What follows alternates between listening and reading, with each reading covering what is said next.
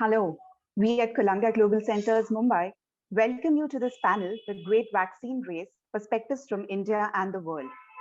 I would now request Dr. Ravina Agarwal, Director, Columbia Global Centers, Mumbai, to please begin today's session. Dr. Agarwal. Thank you, Manisha. On behalf of Columbia Global Centers Mumbai, I welcome you. The center is one of 9 centers of Columbia University that were set up in different parts of the world with the mission of addressing the most pressing global challenges that we're facing. And what could be more pertinent than this, the pandemic, which has revealed to us that our solutions and our perspectives have to be global. And I think, through research, through knowledge exchange, through different forms of education, we hope to build partnerships, in different countries and across different countries of experts and bring research into the public domain. So on behalf of the centers, once again, I welcome you. The worldwide endeavor to create a safe and effective vaccine to stop the spread of COVID-19 is bearing fruit. In December, we saw the rollout of the first regulatory approved vaccine against the virus in the UK and many other countries, and it provided a glimmer of hope for many. Now, since January 2021, with the vaccination campaign underway in several countries, the path to effectively managing the disease has only just begun. As India and the world enter a decisive phase in their fight against COVID-19 with the vaccine rollout, there still seems to be some concern among the public regarding the safety and efficacy of those vaccines. Will vaccines provide a solution to the coronavirus pandemic? How have vaccines been developed so quickly? Can each one of us be vaccinated? How will these vaccines be distributed to the public? How do we know these vaccines are safe? With public hesitation, there's misinformation around effectiveness of the vaccines, and basic issues of transparency and communication around the processes is really, really important today. In today's panel, The Great Vaccine Race, our panelists will talk about the challenges in vaccine research, development, and distribution, provide a comparative perspective on the vaccines available, and address ways to enable citizens to make informed choices. So we have a great panel. I'm really fortunate to be able to talk to you today and introduce you to these amazing experts.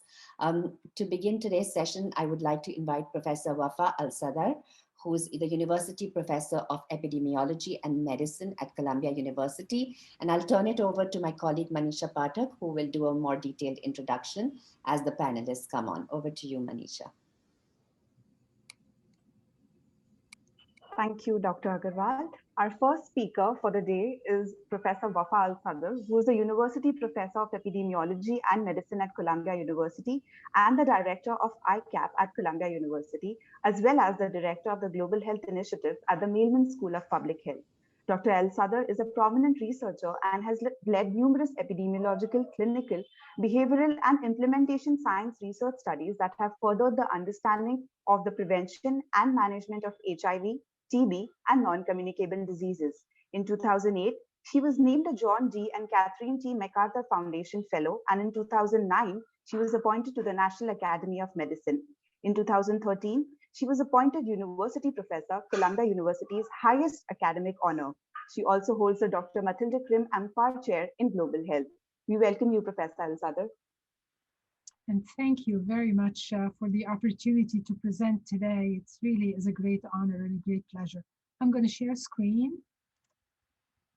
So I'm going to start today to give a brief presentation on a vaccine, really a vaccine update, a COVID-19 vaccine update. So I always start by reminding the audience that we are now in a race, and the race is between the virus and vaccines. And it's incumbent on us to try as much as we can to optimize the use of the vaccines that are available, while at the same time continuing to work really hard to minimize transmission of the virus through the other known public health measures. So just briefly, an update on where COVID-19 is at as a global pandemic. As you're well aware, I'm sure that there are now more than 106 million confirmed cases of COVID-19 globally have been reported, and more than 2.3 million reported deaths. And by region of the world, the majority of reported cases thus far have come from the Americas and from the European region. As you can see on this map on the upper right-hand corner, is that no country in the world has been spared COVID-19. And nonetheless, the top 5 reporting countries are the US, followed by India, Brazil, UK, and Russia. And the US has been leading in terms of reporting the largest numbers of cases since almost a year into this pandemic. As you can see in the bottom right-hand corner, another map, global map, and this shows the new confirmed cases adjusted per million population.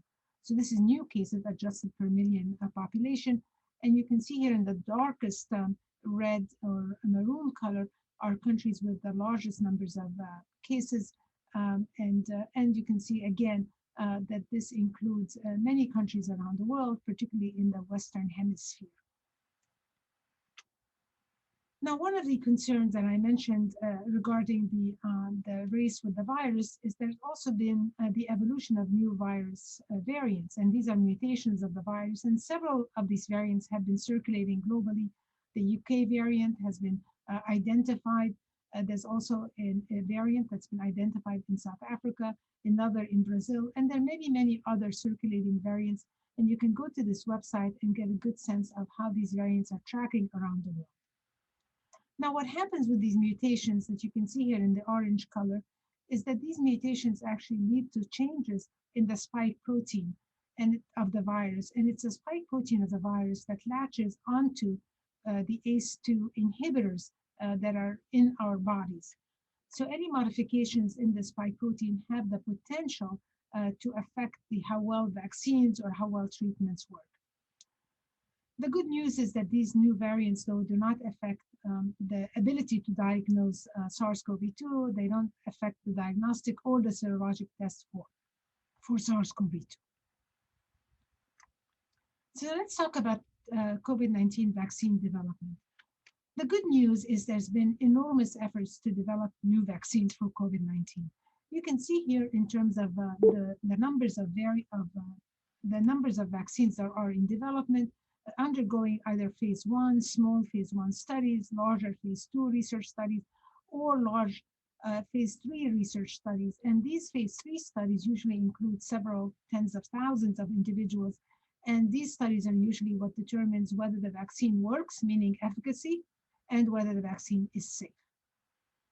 We also know that there have been several vaccines that have been approved, and that varies from country to country. Largely, 2 have been approved in the United States, and as well as several have been approved in other countries around the world.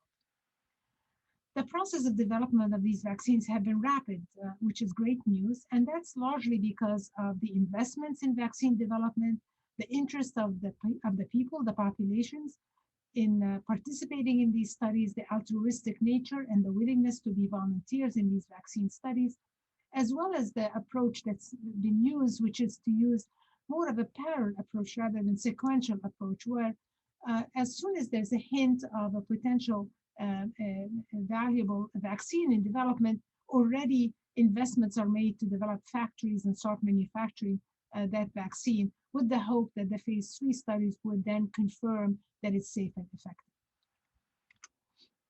So when we look at the status of leading vaccines, and 2 have been approved in the United States, Pfizer, BioNTech, and Moderna vaccines, and these are using new technology called mRNA technology. And as you can see here, these have been approved in several countries around the world. But you can see also that there's several other vaccines that have been in phase 3 studies, and several of these have been, again, as you can see, approved, sometimes approved, or sometimes for emergency use, or sometimes for conditional use in a variety of different countries around the world. Now, there's an important issue to keep in mind, which is that, as you know, with SARS-CoV-2 infection, some people can be infected and remain completely asymptomatic without any symptoms. They feel fine, but nonetheless, what we've learned is that these individuals, even though they have absolutely no symptoms of COVID-19, they have the virus in their system and they can potentially infect other people. It's thought that about 30% of new infections are from such individuals, asymptomatic individuals. Now, other people develop symptoms, and that's what we call symptomatic COVID-19 disease. And these individuals feel sick, and they also are infectious and usually are more likely to be more highly infectious than people who are asymptomatic. All of the vaccines that are under development now, all of them, their design of the studies have been aimed at evaluating whether they prevent illness, they prevent COVID-19 symptomatic disease. So none of the vaccines, and I'll show you data, have been shown as of yet to definitively prevent infection, meaning to definitively prevent asymptomatic infection. So all of the studies are looking at prevention of symptomatic COVID-19 disease. So let's go quickly through some of the vaccines just to give you a sense of what we have thus far. So these are the two that are approved in the United States, the Pfizer-BioNTech vaccine, the Moderna vaccine. And these two vaccines have been shown to have very high efficacy, 94% and 95%, which is remarkable efficacy in these phase 3 studies, again, in prevention of symptomatic COVID-19 disease. The good news, they also have a very favorable safety profile with no serious side effects that have been noted. Most of the side effects have been mild to moderate, and most of them have been at the injection site, meaning site where the injection occurred, a bit of tenderness or pain, or a bit of swelling or redness, and more rarely systemic kinds of side effects, again, mild to moderate, like fatigue, fever, or a headache. Both of these vaccines require 2 doses, day 1 and day 21, and day 1 and day 28 for the Moderna vaccine. Now, there have been other vaccines as well that have used what's called the adenovirus vectors, and I'll give you examples of 2 that have published results already. This includes the Oxford AstraZeneca vaccine, which uses a chimpanzee adenovirus as a vector, and the Jamalaya Sputnik 5 vaccine, which uses adenovirus 26 and adenovirus 5 as a boost. Overall, in the studies that have thus far been published, the Oxford AstraZeneca vaccine has 70% efficacy.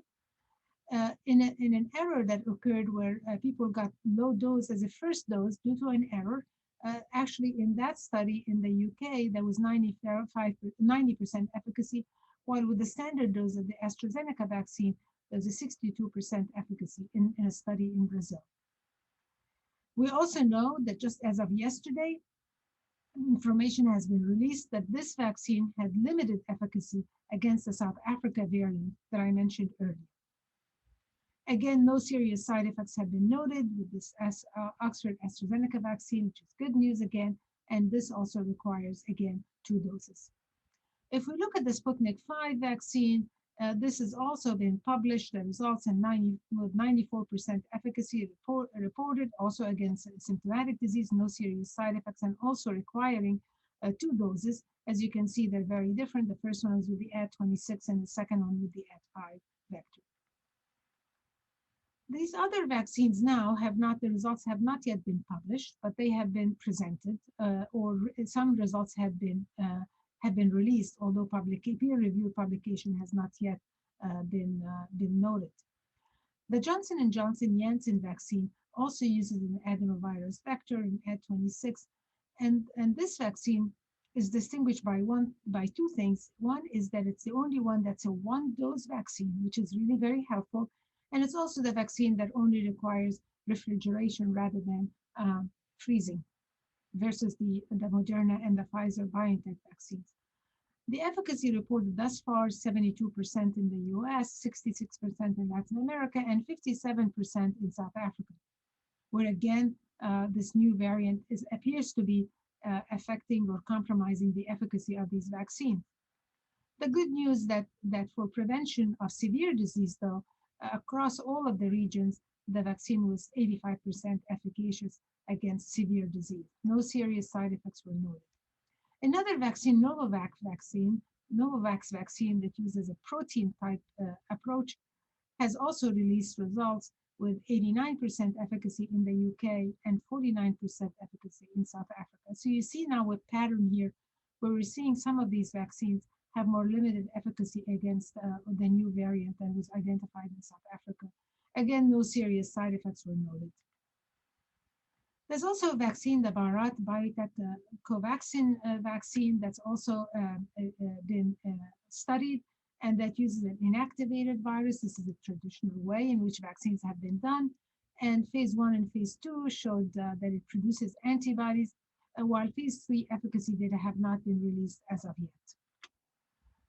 There are two vaccines produced in China, the Sinopharm and Sinovac vaccines, and these have had variable efficacy, 79 to 86% with Sinopharm, and then 50 to 78% with Sinovac vaccine.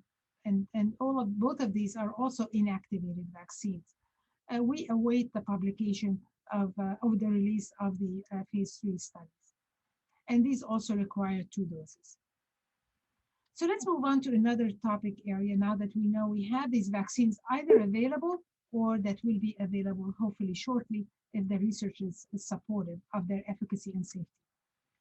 So globally, you can see here there's great variability in terms of the numbers of vaccinations in various countries around the world. And this map shows vaccinations per 100 individuals in those countries. The darkest blue are the countries where they have the highest vaccination rates. And then there are countries that have less vaccination rates in lighter blue. And then, of course, countries where there's like, for example, all of Africa overall, particularly sub-Saharan Africa, no country has even started vaccination as of yet. So there's great variability across the globe. And you can see on the right-hand side here that in keeping an eye on the numbers of, again, vaccinations and per 100 persons, is that Israel has been leading the pack and having vaccinated almost 40% of its population. And then you can see followed by several countries here listed, the UK and the US and others. And India is here on the map as well as one of the countries, and Brazil, one of the countries that have been, again, mobilizing to vaccinate their populations. The total numbers of doses administered globally is 123 million doses, but you can see again, we're beginning to see disparities here, is that most of the vaccinations have occurred in North America and Europe, with fewer vaccinations in Asia, South America, and almost none in Africa and Oceania. Now, where are each vaccine being used? And this changes by the minute, but you can see that there's a variety of different countries that are using different kinds of vaccines. And this is changing literally by the day, as donations are being offered from some countries of vaccines to other countries.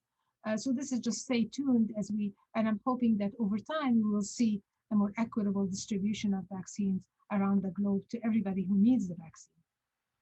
I'll touch base on India, and all of you probably know more about this than I do, but nonetheless, just to show you that also India has been briskly trying to expand its vaccination efforts, and this the cumulative vaccinations per 100 persons in India, rapidly expanding, as you can see here since the middle of January, with 2 vaccines, Covishield, and this is the AstraZeneca vaccine produced by Serum Institute of India, and Covaxin, which is the Bharat Biotech vaccine. As of February 6th, there's more than 5.6 million vaccinations that have been done, the majority for healthcare workers. They're always the top priority, followed by other frontline workers. And you can see here in this figure that 12 states of India account for 85% of the total beneficiaries. But importantly is that India appears to have been quite successful at being able to vaccinate healthcare workers, again, reaching more than, across these 13 states of India, vaccinations have reached more than 60% of registered healthcare workers. So that's really good news. So I'm going to switch now and talk a bit about vaccine impact. Ultimately, in order to achieve the impact of vaccines, and hopefully this is, of course, to control the COVID-19 pandemic, we need to achieve 2 things. And this applies not just to vaccines, but to any other intervention. Firstly, we need to have a vaccine or intervention that works with high efficacy. That's really important. And we're fortunate to have some vaccines now that do have demonstrated high efficacy.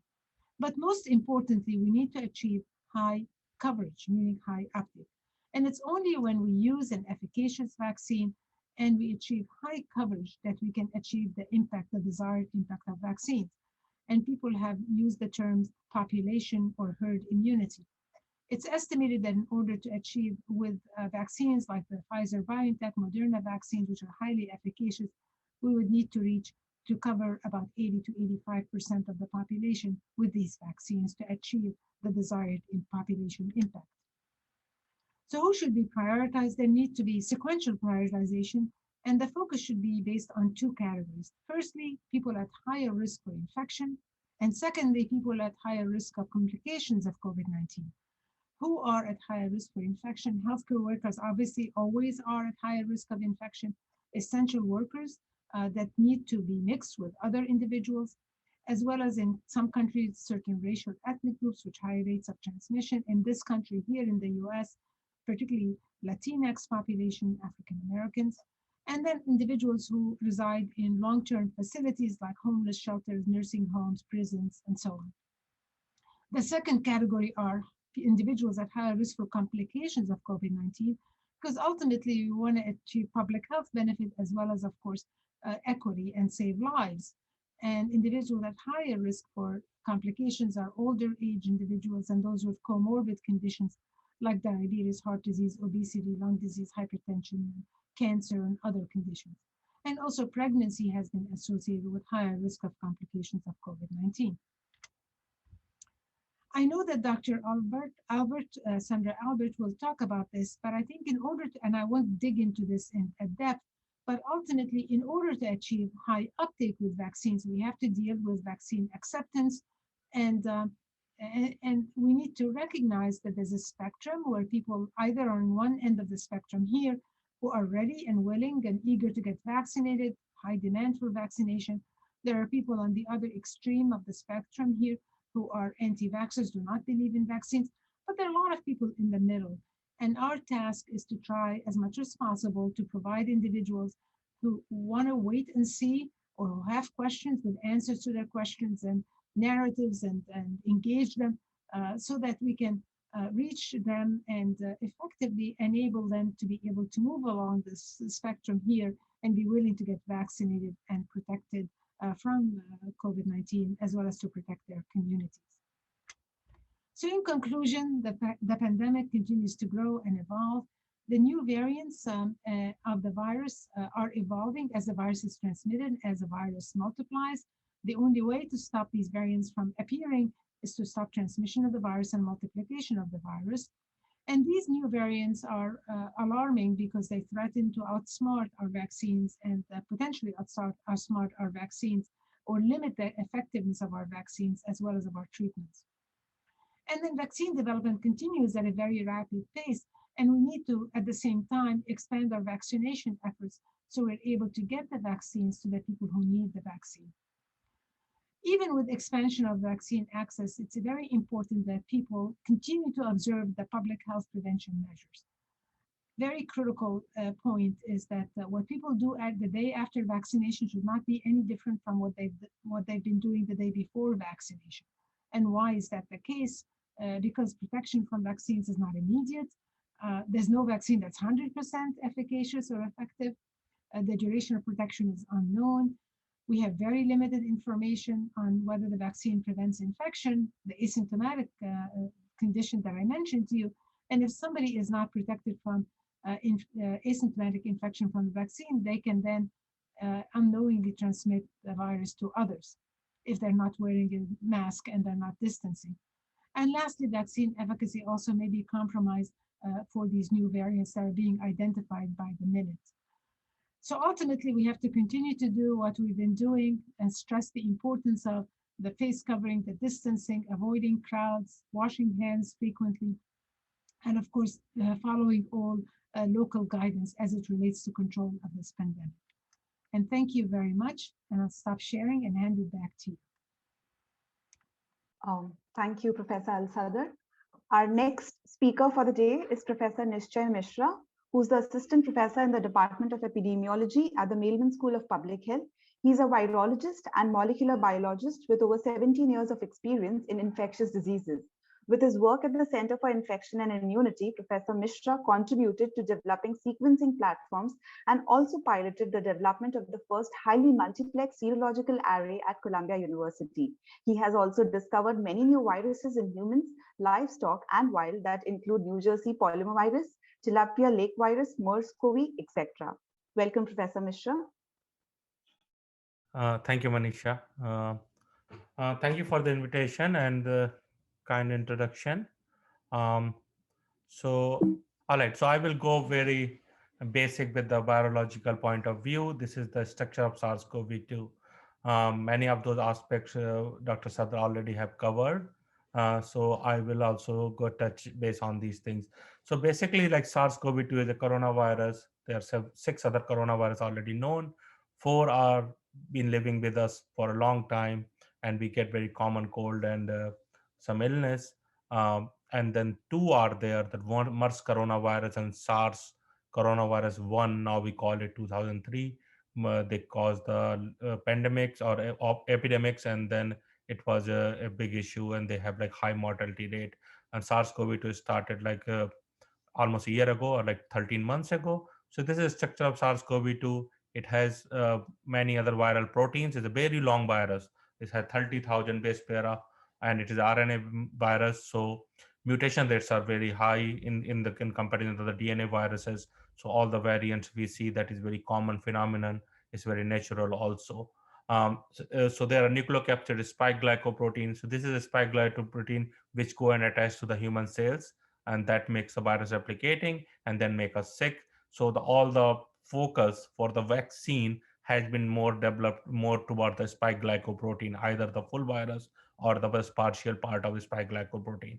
The most of the targeted PCRs, they are based on nucleocapsid gene or ORF1. So there we have not seen many mutations so far. That is why the testing method are still safer in that point of view with the variants. I will go. So there are 3 main common vaccine, and I will cover mostly the part of India. So there are co-vaccine, that is like live attenuated vaccine. It's a very traditional approach of the vaccine development, taking the virus, growing in like high quantity, making it weaker by different chemical or some other methods. Then after purifying and inoculating in the subjects, it will produce the similar immune response, but it will not cause the disease, that is known. And this kind of vaccine, they generate the full immune repertoire, like all the kind of immunity that can develop, that will generate very similar to the real viral infection. Second one is Oxford AstraZeneca, that is also known as a Covishield. That is like they take the one big DNA virus, and then they take this part of a spike gene, inoculate in the like some other virus, and then after they produce the immune response. And that is also like very successful vaccine. And third one is nucleic acid based vaccine. DNA vaccine has not been in so far. This is RNA virus. 2 RNA vaccine are very well accepted in United States, Pfizer and Moderna.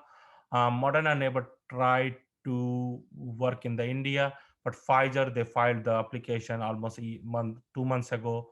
But yesterday only they withdrew the application for emergency user authorization, considering the Indian government wanted them to do the trial in there, and also they found that logistically it will not be very beneficially for them the monetary basis, because Pfizer vaccines are expensive, also need cold chain supply. And Covaxin and Oxford AstraZeneca, that is produced by Serum, and Covaxin from Bharat, they are already producing large amount of vaccine. So it was like more business related study, not some other method. So there are different mechanism, but the target is still one, spike glycoprotein. So that is why very important to perform mass testing, sequencing, and variant analysis, which we were focusing last 6 7 like weeks more than before. And it will be very much used for now and also in the future also, because when vaccine we are developing, we need to know what we are targeting. So it's good to know your enemy. So for that, like sequencing is very very important there, and looking for the different variants. As very basic summary for Covaxin, it's an in-house homegrown product, and like being an Indian and other way, like I'm very proud of that. This time, India had their own vaccine, they had own testing method, they had their own PPE. So what COVID-19 changed a lot of drastic thing, but for the science and future in science in India is very promising, because last 1 year the Indians showed like they are capable of doing many things, not only just producing the large pharmaceuticals. This is inactivated vaccine. The virus is grown by National Institute of Virology. They are cheaper, easy to scale up, and the freezing condition is 2 to 8 degree, is easily transportable, and then there are higher chances. So far, until now, the third phase data is not out, but there are high chances they will work with multiple variants, because I said they can produce the full repertoire of the immune, so that will not target it only one gene or one target. First and second phase data is very promising. It's recently came out in Lancet. Phase 3 data they are working on, and that was one of the biggest controversy. Many people, especially from the healthcare provider, they were hesitant to take Covaxin. So far on this course, because Covaxin is going to produce more than 60 to 65% vaccine for the Indians. So like the healthcare authorities and the government, they need to work on that to convince people, or Bharat Biotech also should bring the phase 3 data out, some people can be satisfied everything is safer and it's working very well.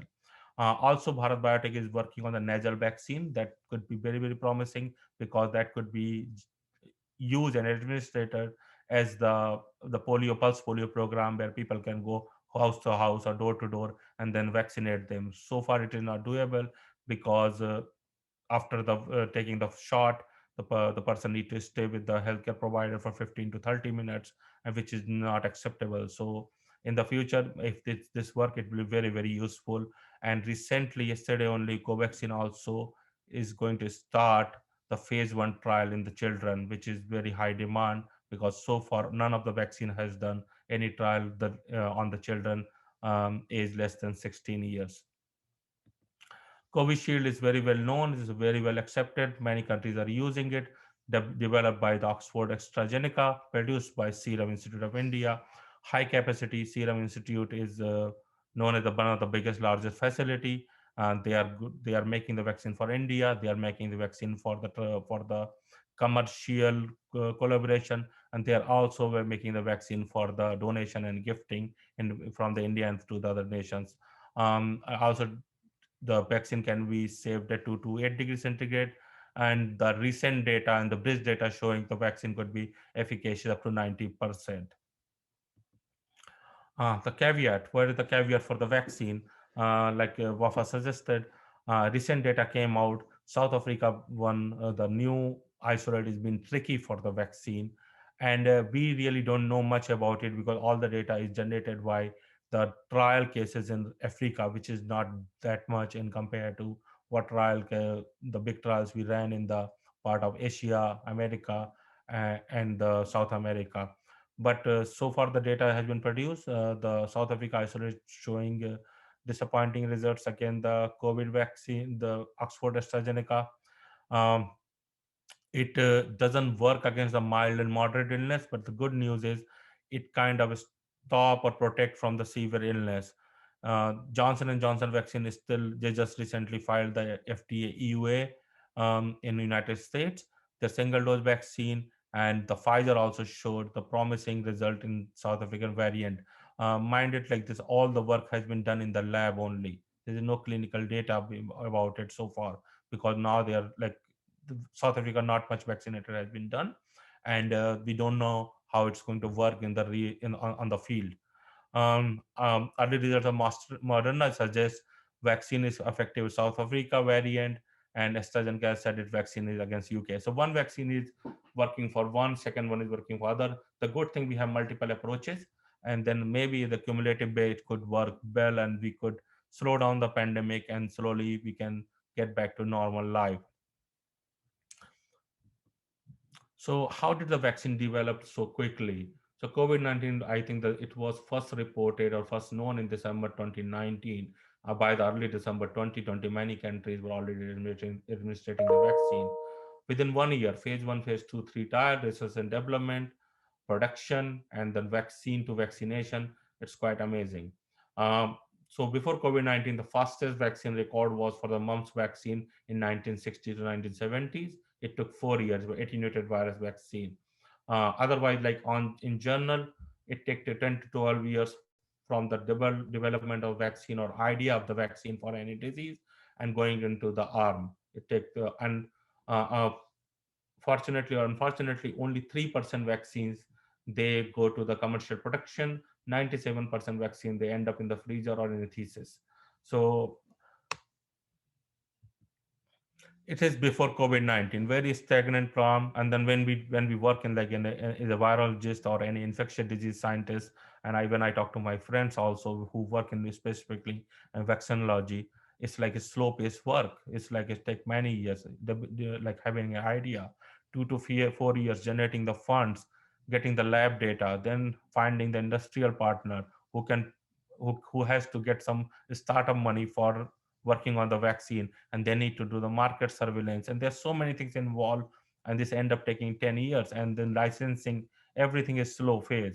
Finding the people who will be involved in the phase 1, 2, and 3 trial is also very cumbersome approach. So that's why it takes such a long time. It's not the science and science behind the vaccine, because now we have seen it can be generated, the data can be generated within 1 year. So there are many other hindrances why the vaccine is delayed for other diseases. Like Ebola vaccine was the trial started in 2014 and 15, and last year only, and end of 2019, the vaccine was approved. Considering Ebola is a life-threatening disease, it's still. Um, but is it all about it? Why the vaccines, the COVID vaccine is like super quick? Research, discovery, development, licensing, manufacturing, distribution, recommendation, and population impact. We all know about it now. It's within like, I think the March was the first time when the vaccine concept came in the picture, how it happened. Uh, so this is like how we are making the vaccine for SARS-CoV-2. We are like this is a COVID vaccine, like rebuild a plane while flying. All the organization are involved, everyone has a small piece, and they are trying to build up together. Sometimes it is not going to right direction, they're rebuilding it, reshuffling it. So that is why the data we see it every day, something changing. We shouldn't get surprised by it. Virus is still adapting. When we are adapting to the virus, virus is adapting to us. So, and it's thinking about it's like single RNA molecule, it make more mistake than us. So it just keep changing. Sometimes those mistakes are beneficial for the virus, and the virus start replicating faster, it's more infectious, or it is more contagious, or it has like more mortality. But like 99% time when the virus make mistake in the replication, it goes out of the picture. So, and we don't talk about it because we don't know about it, and virus doesn't know about it because it will not replicate that fast. So rapid COVID-19 vaccine, is it a new normal? So if you see the left side picture, typhoid vaccine take almost like 120 years to come in picture. And the SARS-CoV-2, like blue and red dot, if you see it here, they are almost overlapping. Everything started so quickly. SARS-CoV-2 genome was released on 7th of January from the China, and before the February, the preclinical studies start commencing in the China itself for the Sinopharm and Sinovac. Um, Soon after, like March and April, then when the virus hit the different part of the world, the big players came in the picture: Pfizer, Johnson and Johnson, and Merck, and all those things. Something was like the one approach of vaccine production, the mRNA vaccine, it was like haunted, like it was not being used for the human infectious disease. 2019 only there are some studies, a trial study when they start being used for the cancer vaccination only. Data like prelim data was out, and before that COVID-19 happened. So also we have not seen much about mRNA vaccine, which is like Pfizer and Moderna. So everything happened in 1 year. Is it a new normal, or it's going to happen all the time? When we see, or we know that we're going to see next epidemic, outbreak, and pandemic in no time, which is going to happen within 6 months, 1 year, or 5 year, or 10 years. When we will hit back by the some other vaccine like infectious agent, are we gonna see the vaccine within a year? Do we need to give the people like some kind of false hope? Okay, like the SARS-CoV-2 vaccination happened within a year, we should see that within something in 6 months. Probably not. Uh, why the vaccine was developed so quickly? There were so many things for the SARS-CoV-2 vaccine. I will come back to this slide later. Uh, uh, the, because the SARS-CoV-2 vaccine could be developed very quickly. First, the sister viruses of this, the people have worked already on it. They had some kind of blueprint how to work on those vaccine, because the companies were working on MERS corona vaccine for the Middle East, and there was some prelim data was available for SARS vaccine also from 2003, and recently the Ebola vaccine and the Nipah virus vaccine, they were being used for the adenovirus based vaccination. So they had the same vector, just need to change the target from Nipah or Ebola to take the SARS-CoV-2. And there was some prelim data was already available for virology point of view. It was easier. Also, uh, but in that all course, I will see the Biotech vaccine. It was a very traditional approach of vaccine that also came out, and which generally takes 6 to 8 years. While Biotech itself for rotavirus vaccine, which is a very common disease in India, take 9 to 10 years after all the collaboration with the government. So now in this case, after like within 1 year, 16th of January, India started the vaccination program, and with the Covishield and Covaxin both, they have more than 600,000 people already vaccinated. Not only they are vaccinating their own crowd, they are also donating the vaccine. Around 6 million doses has been donated, not commercially sold by India from Covishield and Covaxin to 9 neighboring countries, and most of the developing countries, so which is very good news for the vaccine distribution and equal distribution around the world when the other countries are coming up and helping their neighboring nations. Also, the Covishield from the vaccine from the Serum Institute also has been sold to Morocco, Brazil, and Bangladesh. So what India has been doing so far, India was manufacturing and providing the other nations what they need to do in the future. They need to involve in research and development also. So when they can produce the vaccine, same time they can be part of the development of different vaccine and different strategy as well. Like AstraZeneca vaccine, where Serum is just only producer, they were not involved in R&D part of it. But when they're going in the future, this can be both way approach that will be beneficial for the science as well. Uh, so India has already vaccinated 5.7 million people. It's a big number. Yes and no, both. Suddenly, within 20 days, India is number four. 5.78 million doses has been people have been vaccinated. Generally, has given first dose only because second was time point doesn't have come through. Um, but if we see this, is it enough to slow down the pandemic, which we are seeing in India? But if you see the picture, number of people has been vaccinated, the percentage, UAE and Israel are the top ranker of around 40% people already have been vaccinated. If you see the top 15 countries in the world, India is not part of it because it's a very big population. India is like 1.3 billion people. 5 million is like a negligible number. So we don't see such kind of a big number. India has vaccinated only 0.04% people so far. Thinking about if we want to get a herd immunity, we need to vaccinate around 1 billion people. So the number is very far. Government of India have planned, and there is a planning is in the picture. They want to vaccinate 25% population, but more than 70% of 60 plus year population group by the summer. That will be very good because most of the deaths we see or the fatal cases we see in the older age people with the underlying condition. Um, but each vaccine is very useful. The data came out yesterday only, and this is the biggest live trial or live data set we can be produce more than 1 million cases. So after 2 weeks of giving the second Pfizer vaccination in Israel, only 437 people were infected with SARS-CoV-2 out of 9.6 million people. At the same time, when we see the number from the non-vaccinated group, the number were too high, almost like 30-fold bigger. So vaccination is working. There are not many cases are coming through which people are very sick and they are being admitted to the hospital. They are the all symptomatic cases. So far, we know all the vaccinated candidates just displayed only mild symptom. None of them had severe illness. Um, and but the same time, we see the chart map of the cases in Israel. It is flattened. It's like it's still rising. Why it is happening? Why the after like such a bigger vaccination, where we see not many cases are coming to the hospital, we still see many cases. Like the number of cases is still in there, if total number. So vaccinated can be uh, the vaccinated people can be carriers. Yes, of course, because so far none of the vaccine can stop the infection. They kind of slow down the severe illness.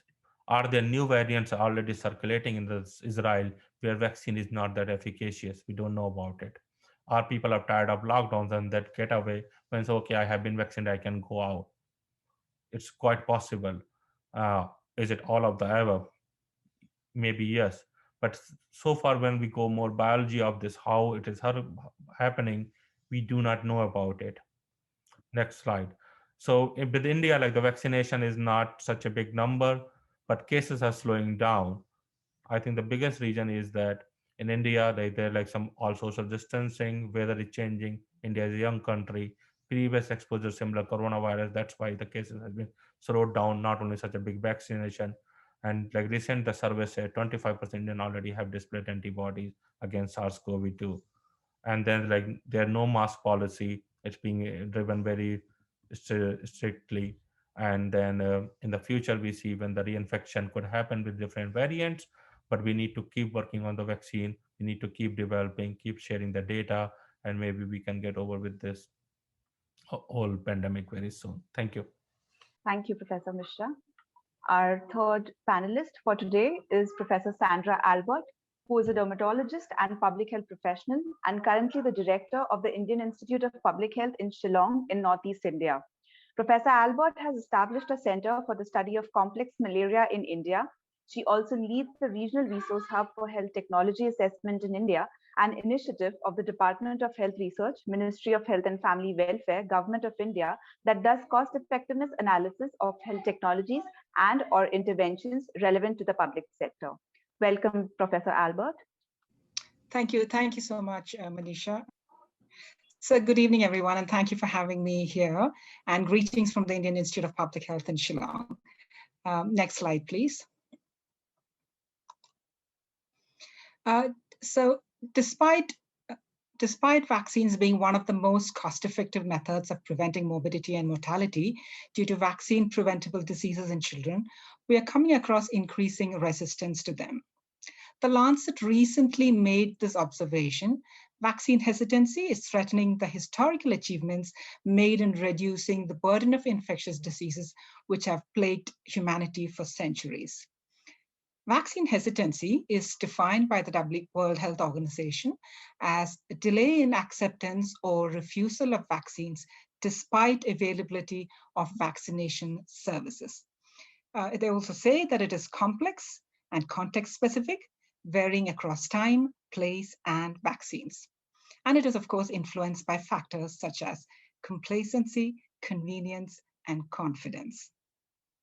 Over the next few minutes, I'd like to discuss this issue from the lens of India's universal immunization program and move onwards into the COVID-19 scenario. Next slide, please.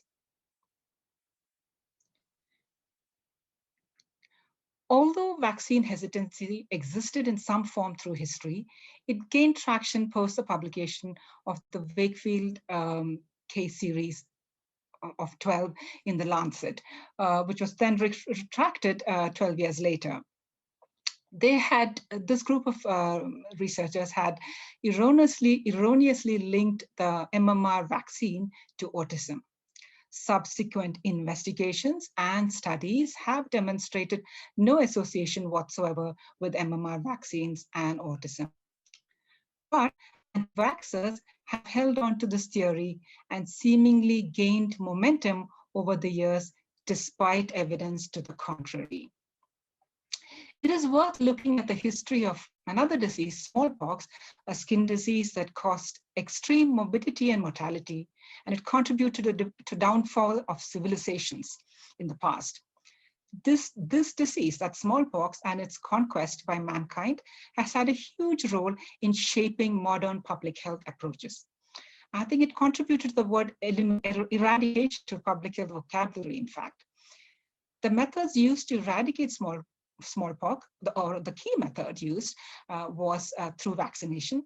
It was described and demonstrated by Edward Jenner in 1976 in the UK.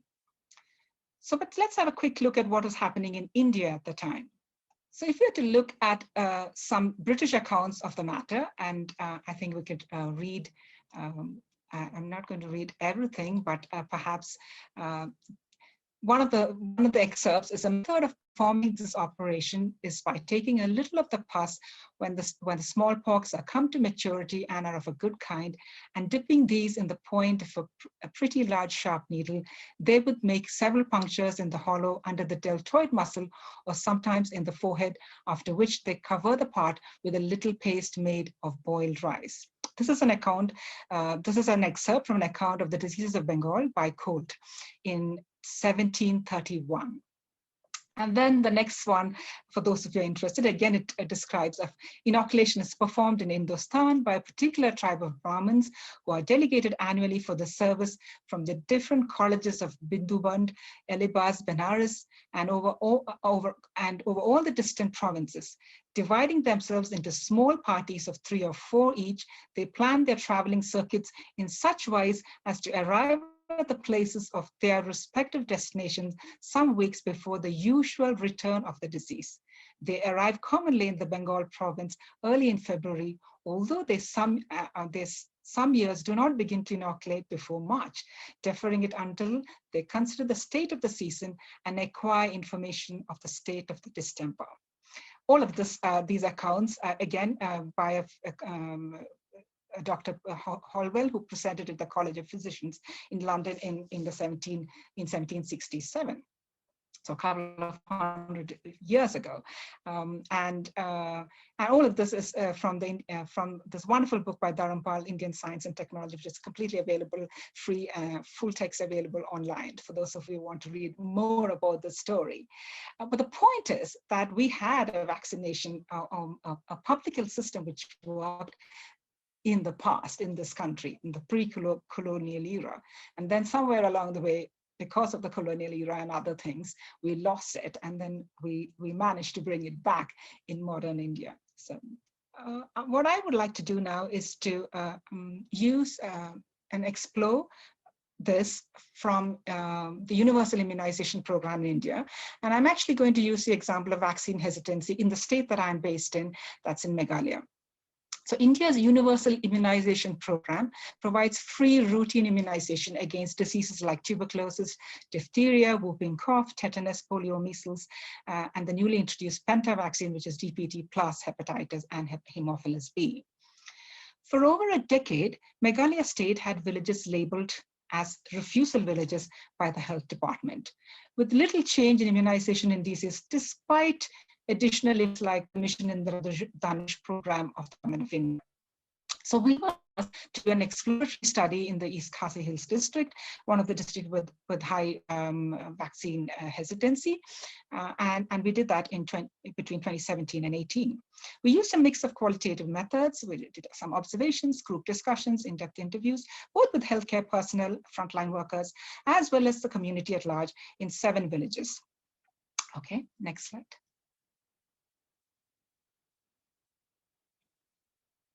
So I'd like to share a little bit about the findings, because I think this kind of gives you a picture of how things are potentially going to be affecting even the COVID-19 situation. So Meghalaya is, for those of you who are unfamiliar, is a hilly state with about 3.5 million population, a majority of them belonging to indigenous, or in what is referred to in India as scheduled tribe, mainly Khasi Jaintia and Garo tribes.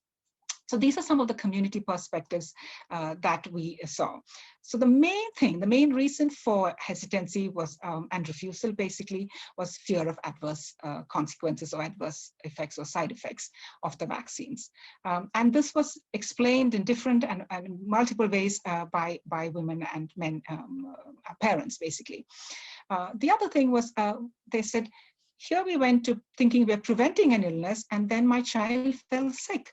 And then they went on to narrate things about how the implications of the child falling sick in terms of additional burden to the mother often, and loss and consequent loss of income. The other thing, so this is the spectrum we're going down. My child looks healthy, and they say no difference between an immunized and an unimmunized child. So in other words, what was happening is in some of these villages, there were these, what I would call as informal comparative studies taking place within the villages, where a group of families are actually observing a few others who are routinely vaccinating and then saying, well, there's no difference between their children and us. And so it was evident that there was gaps in understanding on the purpose, the importance, and the specific diseases that immunization specifically offered protection against. And of course, one misunderstanding was that universal immunization, or the UIP, the Universal Immunization Program in India, protects from all childhood disease rather than the specific diseases that they were supposed to protect against. So that's, again, that was a misunderstanding or a misconception. Parents often also reported not receiving adequate and appropriate information from health workers. So they did say that they were not getting adequate information. And this actually we corroborated by observations where we noticed that there was nil or poor delivery of the 4 key messages that health workers are supposed to convey to clients during the immunization process.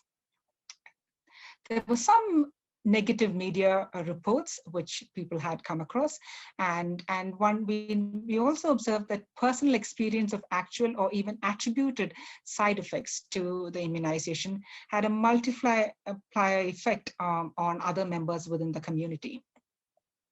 Some of them did have a trust deficit, overall trust deficit in programs offered or implemented by the government. And a few said that health personnel sometimes were not setting an example by vaccinating their own children. And finally, what would be the anti-vaxxer equivalent in these days, some hesitated for seemingly no apparent reason. We're not interested. For instance, as a comment, we are not interested, and nobody can force anyone who does not wish to take immunization, which of course is true in a democracy.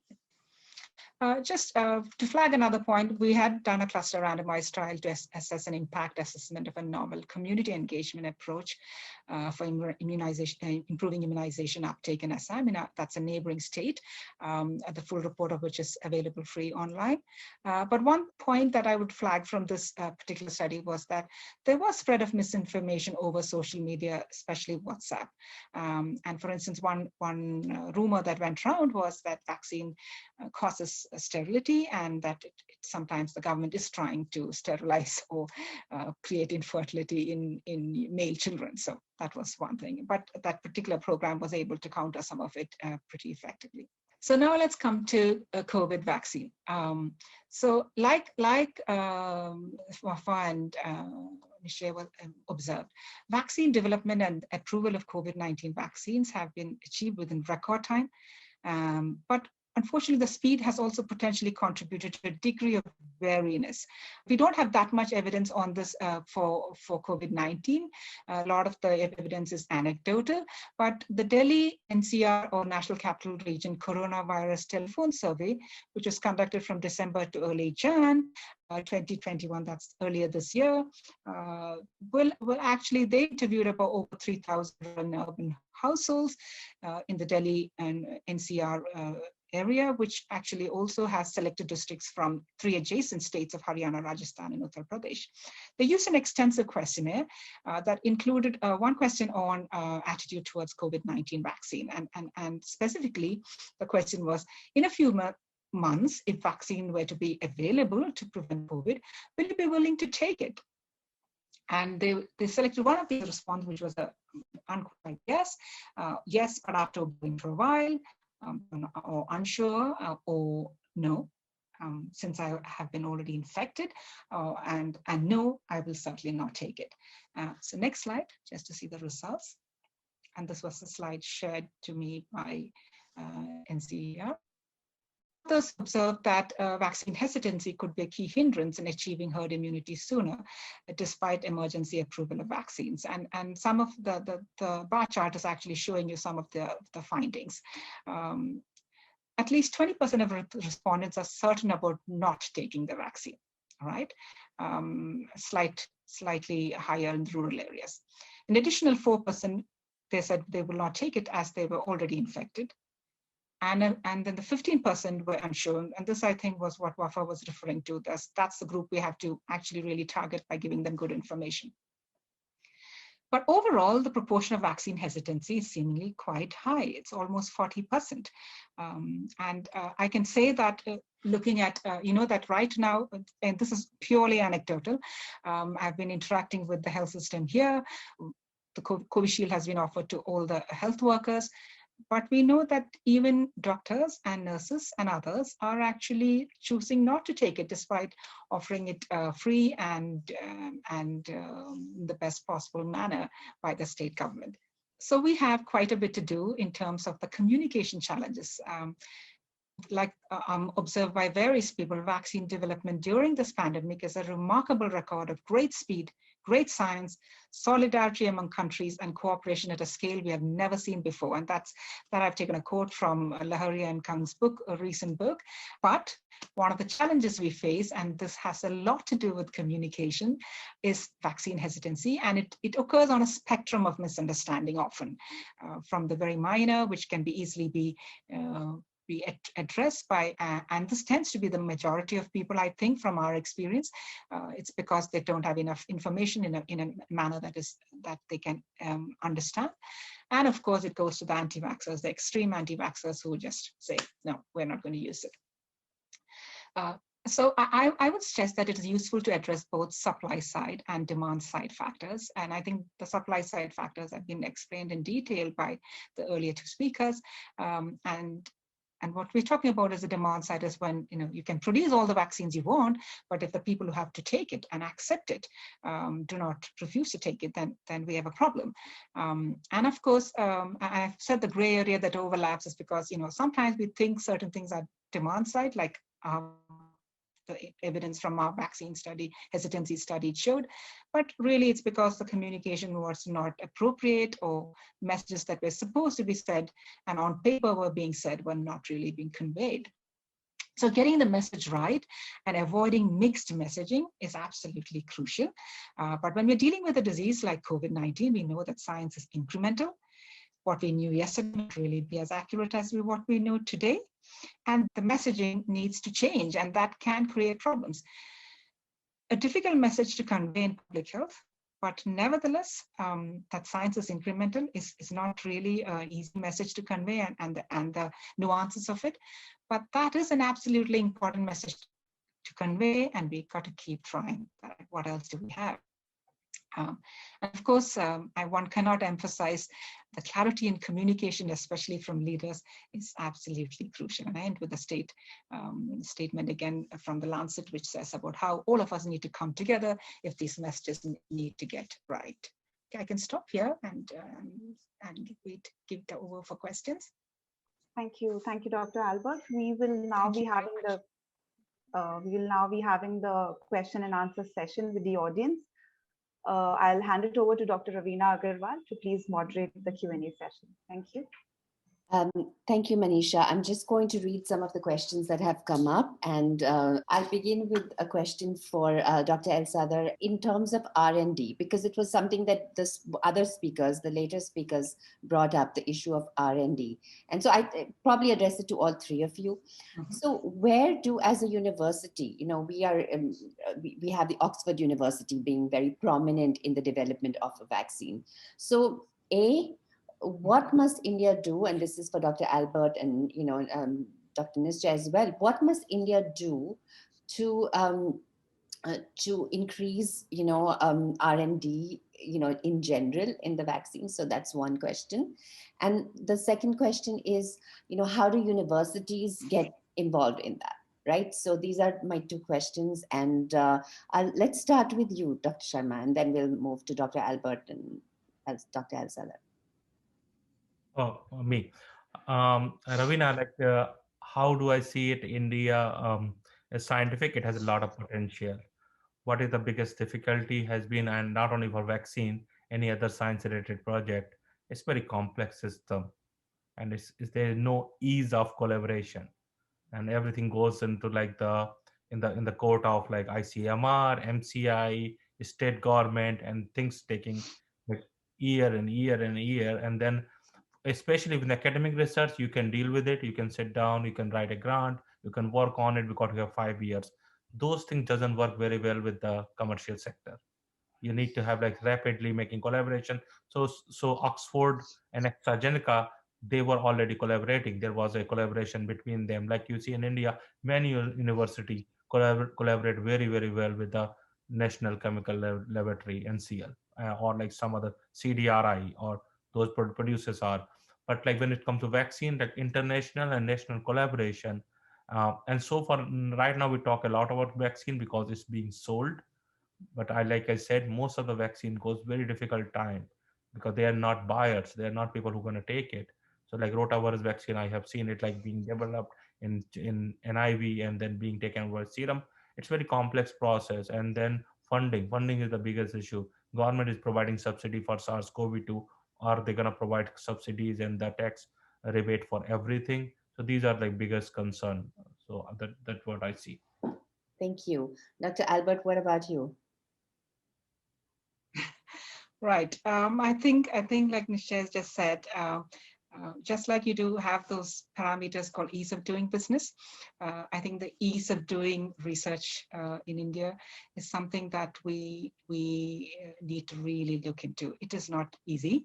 And a very related point is that funding. Even if funding, we get projects funded from government, and I'm not saying all agencies, some are better than the others. The cash flow is it's just tedious and it's long. You have put in an application, your response rate is, you don't get feedback very quickly. Where if you look at places like, I'm just telling you from the example of my own team, if I ask them to apply for an Indian grant versus to an NIH, they would rather apply to NIH because there's a specified time, you get detailed feedback, all that effort, even if you don't get funded, they feel it's worth it. Whereas here, you land up just getting some score, which nobody explains what it is, and you don't really, it makes no sense. So I think we have a long way to go, and our research budgets are very tiny often. I think we got to scale up our R&D budgets to a huge amount if you really want to make significant changes in this space. Of course, it's not that we don't have anything. We have good labs, we've got good people, but many of our good scientists who want to do good quality research, you find them going outside the country. But there are a lot of people who want to work within the country. We don't really want. I mean, I for one, I used to work outside too, but I didn't want to be there. I want to work in this country. I want to make changes here. I've got more funding from outside the country than within the country. So that's the kind of thing one you have to kind of juggle with. But I think we are getting there, and we are a work in progress. So let's keep our fingers crossed and hope this becomes better as time goes on. Thank you. Dr. Elsa, the question to you as well, because you've been in a university as a professor, and you've yet been very successful in very applied work, in that way of, getting massive global collaborations, right, for HIV and, running a center. So can you share some ways in which being a university gives a vantage point, and how we could see that universities getting more involved in this process of dealing with pandemics? Yeah, I mean, I think maybe I'll take a little bit of a complementary perspective to my colleagues. I do think, one thing that has been pretty evident with this COVID-19 pandemic is the level of global collaboration has been really pretty satisfying. I mean, for example, that the virus, once it was discovered in China, it was immediately posted, and people were immediately able to right away develop diagnostic tests and started working on treatments and on vaccines. So that was again one piece of evidence of willingness to collaborate. And similarly, we see now there was a lot of sharing of information on how to manage patients with severe cases of COVID, across the globe. I remember being on calls with physicians from India and China and Europe, all struggling to learn from each other. So I do think there's also, because of the urgency of the situation, in addition to de novo development or development of new vaccines, I think there's also room for global collaborations in terms of sharing of intellectual property and avoiding patents at this point in time, so that probably even some of the vaccines that we have already available, if there's the ability to share, to allow for sharing of not just the intellectual property, but also sharing of technologies, that would be enormously important. India, for example, has enormous capacity to in the pharmaceutical industry and vaccine production and so on, and that capacity should not be underestimated, and it is what is needed now. After all, when you think of the global HIV pandemic, it was India through the work of producing generic antiretroviral therapy that saved Africa. So I think there's a huge opportunity for collaborations, both at the basic science, but also in terms of beyond that, in terms of how do we get vaccines out there in people's arms through global collaboration. Yeah, thank you. I hear that, collaborating globally and, investing in our scientists and making sure that there is ease of collaboration between and not siloed between government, market, and researchers who are producing the knowledge or developers. I think that kind of collaboration and the collaborative platforms are really important, and then funding and financial resources. Coming back to the question of, on the user side, of people who want to get vaccinated, and we're finding a public trust deficit, and perhaps that's a public trust deficit that comes from very vulnerable. And you talked, Dr. Al-Sadr, about communities, particularly ethnic minorities, for example, in the US, who might really need it because we find high degrees of spread there, perhaps. So how do we, but if there's a general erosion of public trust in our democratic processes, how do we start restoring, it's not to talk about the broader issue of democracy, but also talk about how that messaging then could be righted when there's no certainty even in science. Science is also changing, right? Science is changing because we're learning something new every day about the vaccine, as you all have pointed out. So in your opinion, what could be what could be essentials in a message? I won't ask you to come up with the message that's universal, but what should be some non-negotiables in a message that go out? I can start, and I'm sure my colleagues can add a lot, but I think even certainly the message is important, but the messenger is equally important. And I think having consistent messaging is really important. Having a trusted messenger is very critical, and having evidence-based messages is also very important. So sticking to the science, sticking to public health, being very frank with people, and to let them know that this is what we know today. Tomorrow, there may be new information. They may contradict what I'm telling you today, but this is the best available evidence as of today. So being kind of very honest with people, being willing to share good news and bad news as well, because that's how you get kind of a social compact in terms of how to overcome the common threat, is through being very honest, very frank, sharing good news and bad news, as well as being consistent and being very, very cognizant of who is the messenger. I think people always think there should be a one national messenger, but I do think also it is really important to nurture local trusted messengers that come from those same communities that have a legacy of mistrust, and really to try to recruit from these communities the voices that will amplify the message at a local community level. So it's important to have a common message at the top that's consistent, that's frank, that's honest, that's evidence-based. But at the same time, we should not solely depend on this. We need to also be looking at the grassroots and nurturing the voices from the communities to amplify these messages. Thank you. Dr. Albert, would you like to, obviously you talked about it. I think we first covered most of it. Perhaps one small point that I would add to it is that we could teach our young people or key people in the community to check for the truth and the good evidence.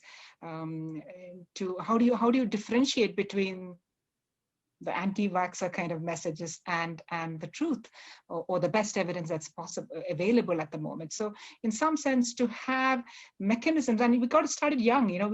Right now our curriculums in our school are, most of them is pretty pathetic, and we got to start there. Young children in the West are taught to use libraries very early on. We don't do that until much later in our school. We got to move away from the rote learning system. We want to create, we want to promote creativity and seeking for truth, that the quest and the thirst for seeking for truth very early in young hearts. So in a sense, that's where we got to begin, and it will be a long way and a journey. But I think it's something we got to start. We got to start somewhere and help people figure out how to, because there's only so much others can do.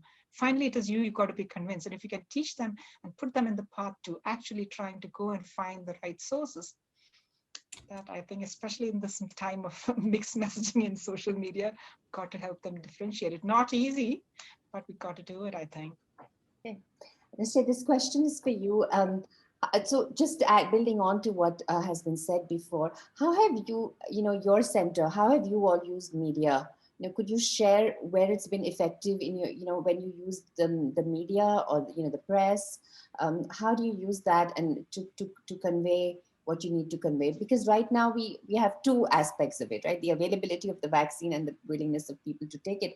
We do have a huge dropout rate of people not wanting to take it. That 39%, in some cases, even health workers, 50% of health workers declining to take it. So how have you all used messaging effectively, or how have you communicated with the media? And do you have any restrictions of doing that in the US, or do you have to clear it by anybody? How has that worked, and what kind of, yeah? It's a tough question if you ask.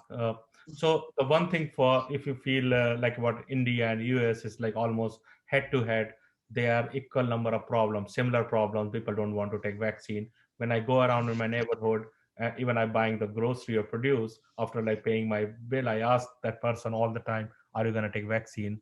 And like, unfortunately, 45% time I hear the answer rigid no. So this is like concern is over here also. And then I think the biggest is like the news and narrative, and everything is spread around nowadays, especially with the social media, and like uninformed person like trying to give information is going to be always riskier. So one thing for sure, all the news and like portal and the agencies, print media, everywhere, they need to be very consistent with the numbers. A number should come out with like some open source, you like a source and linked, because you cannot modify the numbers are rigid. When all the places you will hear the same kind of, okay, vaccine is safe, those many people have taken, like the Israel data is pretty good, it should be go out with the numbers, then people will get convinced, because now everyone reads, they have something access in their hand, they can read the numbers. Very simplest way, screenshot, like reduce or increase, something like that could be very useful, especially in India, which where I see things will change when the phase 2 trial will come. I just really want to see as soon as possible, like Indians role models taking it, the cricketers or movie stars or politician, the day they will start taking vaccine in the phase, next phases, the number will go back very high. That's how like Indian people are very emotional in the role. They trust more. It's unfortunate, they trust more like movie industry and sports person than the scientist. Once they take the vaccine, things will go better, and it is good for that also. Okay, so we need to involve like people who are trusted by the public in that sense, The and mass, the um, mass. the masses, okay, Yeah. and but also have our scientists, of course, verify that what's going on with that.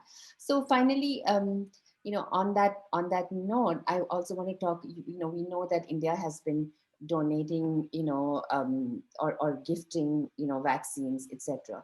But at the same time, there was a genuine concern about global equity in distribution of vaccines, right? And in including everybody in this universal, because we know that one country not having it is detrimental to the world, right? Just like we've seen that in the history, we need to eradicate it at a global level. So so one way to do that is to make the vaccine available, not to hoard it in only nationally, but to make it available to other nations as well. What else could be done on a global, platform? What would you suggest? So I'll just ask you for one thing, and then I'll ask the other speakers as well, and we'll conclude with this kind of message for global collaboration. You're asking me all difficult questions. Okay. What I see, the role of WHO, Gavi, and CEPI could be more bigger, where they can control. And if you see from India is donating the vaccine because India has the vaccine, other countries don't have the vaccine. But I don't see any country in the world at this time, since after the COVID or during the COVID, is we are in like some kind of like whole political turmoil around the world. Everywhere you see something is happening or going to happen or just happened. I think all the countries are making very, very like a political approach for that. Even they are asking for the vaccine or even they're donating for the vaccine. We see the problem with the England and rest of Europe for AstraZeneca vaccine. We see the problem. Whoever asks in India, they go for vaccine. So there is something in there, and that I think countries need to take. And I think it's very obvious also when we go to restaurant, if we are waiting first, we should get the table first. If we don't get it, people get panic. So there has to be some system, and equity is important. But I think there's a universal, the big roles. They need to come in the picture. They need to gather the vaccine. That's what I said. When India can take the research in their lab by the collaboration, same time they can set up the manufacturing processing unit other places as well, and for the future, then they can be upgraded. So those things are possible, and that can be happen in the next pandemic. I think we all will learn by this one, and then apply in the next one, and it's sad, but it's going to happen. And then we have all the lessons from this pandemic or in the next one. So it is complex issue, but like I think country need to follow what the guidelines says. Okay, so one thing I can take from you is that institutions like the WHO, these global institutions, need to take a very proactive role and to be involved in that. And it shouldn't be ad hoc. We need a new global leadership to be strong on that, right? Yeah, one thing I want to add, like WHO and they knew the vaccine is gonna come. There were no planning for the distribution in last 7, 8, 10 months. When the vaccine is being distributed, the countries already have pre-booked the vaccination. Then there's a big, like we know this chaos was going to happen. So we were always behind, a couple of steps behind of this pandemic. So this is still happening. Dr. Albert, to you. I think, like Nisha was saying, again, we're looking at trustworthy and even global leaders need to perceive that they would have, we are talking mainly of the smaller countries and the smaller populations and the feeling of equity. I think if sometimes you need to be seen to be just too, not just say these things, and then we got to walk the talk. And I think it's great that India is donating all these vaccines to our neighbors and those who have reached out to them. And I think that's a great example. And we as a country, and considering we have the largest production chain for vaccine, I think it's great, and I think we need to do more of it. And likewise, other countries too, and I'm sure they will follow through. I agree that the WHO has a big role to play because they are in place, they are there, their presence is there across the world, and that's one organization which will be listened to and which will be perceived as being fair and equitable. So I think these are the players that we need to play, and if others come on board, that would be great. Yeah, and I'll ask you and give you the final opportunity, Dr. El Sadar, to address this question, because your work has already been doing that also. Yeah, I mean, I think, in many ways, we've had evidence, not just in the vaccine arena, but other areas where there has been this unfortunate competition. And you remember distinctly with the PPEs, with the personal protective equipment, where poor countries were struggling how to get masks and ventilators and so on, because they were outbid by the wealthier countries. And even within wealthy countries, in the United States, for example, different states were outbidding each other. So this aspect of the response has certainly been very shameful and unfortunate. And how do we transform? And we've seen the same thing with testing, access to tests, for example, similar kind of competition rather than collaboration, and thinking about equity and thinking about public health. What's the best thing for the global community? How do we transform society and from nationalism to more of sharing and a partnership is very difficult. I think it takes leadership. It takes leadership that can guide the population to say, if we don't do this, it's in our own interest. And rather than building walls and barriers around and just dreaming that you could somehow isolate a country or a community, which is impossible after all in this day and age. I think it requires leadership at all levels and that come together around important things like a global pandemic and say, we're going to let go of our nationalism, we're going to let go of parochialism, we're going to work together and be supportive of global health governance structures.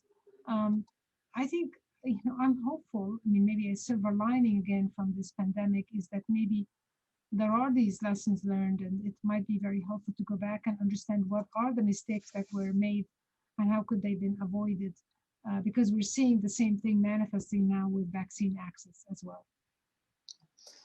Thank you so much to all our panelists. We've gone over time, and so apologies for that.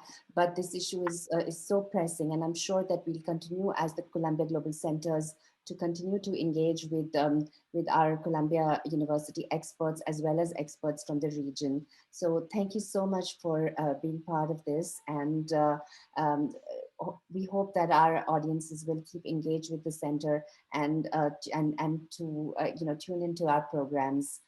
Again. So good evening to you and good day to you in the US, and we'll see you soon. Thank you. Thank you. Thank you. Thank you for the Right. opportunity. Bye-bye. Thank you. Thank you. Bye-bye.